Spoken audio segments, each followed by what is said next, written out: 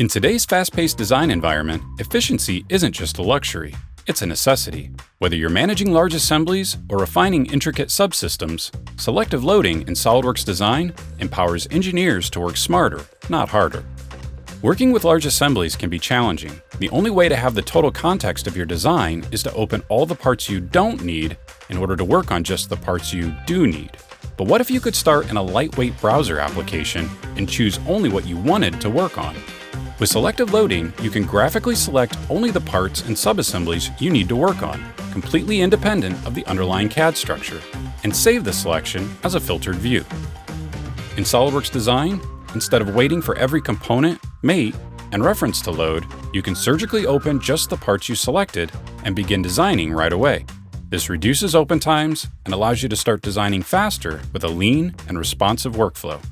It doesn't stop there. Need to isolate a specific system within your design? Filter by custom properties, maturity states, or even volumes to quickly zero in on relevant components. Once filtered, these selections can be assigned to a task, ensuring efficient design communication. This targeted approach eliminates the noise and lets you work with precision.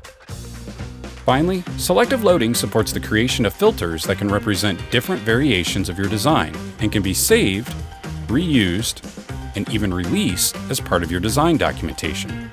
These filters act as a curated view of your assembly and can be referenced directly by drawings. This means your documentation stays accurate and aligned with the exact representation you intended. Selective loading isn't just a convenience, it's a strategic tool for modern design. By enabling focused access, intelligent filtering, and built-in governance, selective loading ensures your assemblies work for you, not the other way around.